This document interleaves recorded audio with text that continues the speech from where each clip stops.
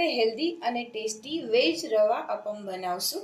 તો વેજ રવા અપમ બનાવવા માટે સૌ પહેલાં મેં 1 વાટકી રવો પલાળી દીધો હતો।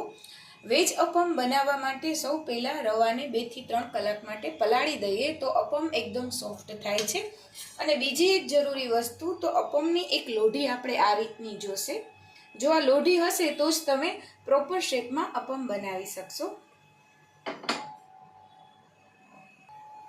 વેજ અપમ બનાવવા માટે 2 નંગ ઝીણી સમારેલી ડુંગળી લીધી છે, ગાજર ઝીણું સમારેલું લીધું છે, અને સિંગદાણાનો ભૂકો 1 વાટકી અને કેપ્સિકમ લીધા છે। આ બધી જ વસ્તુને ધોઈ અને રવાની અંદર આપણે મિક્સ કરી દેવાની છે। રવાની અંદર આપણે બધા વેજીટેબલ એડ કરી દીધા છે। હવે તેની અંદર સ્વાદ મુજબ મીઠું એડ કરશું। ત્યારબાદ 1 વાટકી સિંગદાણાનો પાવડર એડ કરશું।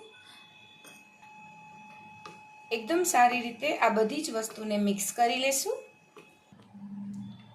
થોડું બેટર બીજા બાઉલમાં અલગ કરી હવે આપણે અપમ રેડી કરી લઈએ।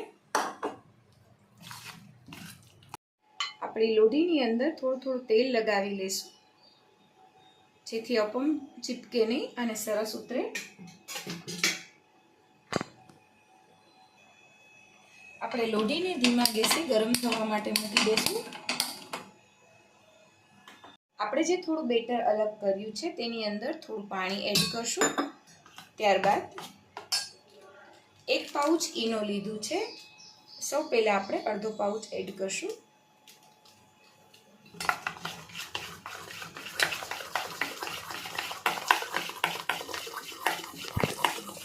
ચમચાની મદદથી આ રીતે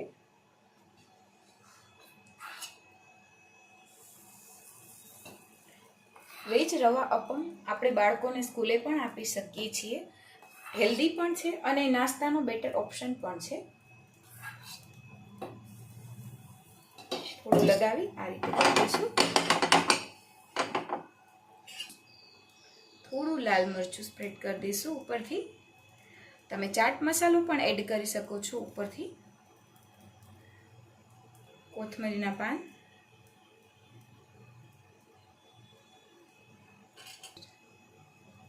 કોથમરીના પાન એડ કર્યા પછી ઢાંકણની મદદથી તેને ઢાંકી દેશું। વધીને 5 મિનિટની અંદર અપમ એક બાજુથી સરસ પાકી ગયા છે। હવે આપણે તેને બીજી તરફ પકાવી લઈએ। આ રીતે એક બાજુ સરસ પાકી ગયા છે, આ રીતે 2 ચમચીની મદદથી બીજી તરફ પકાવી લઈએ। આ રીતે બધા જ વેજ રવા અપમને મેં ચેન્જ કરી લીધા છે બીજી તરફ પકાવવા માટે। હવે એને વધીને 3 થી 4 મિનિટ માટે ઢાંકીને પાકવા દઈશું। તો રેડી છે આપણા ગરમા ગરમ મસ્ત વેજ રવા અપમ।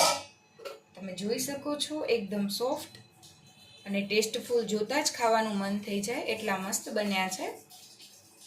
તો રેડી છે આપણા વેજ રવા અપમ। ચોક્કસ ઘરે આ ડીશ ટ્રાય કરજો। ચેનલને લાઈક, શેર અને સબસ્ક્રાઈબ કરજો અને સોસ સાથે ખાવાની ખૂબ મજા આવે છે।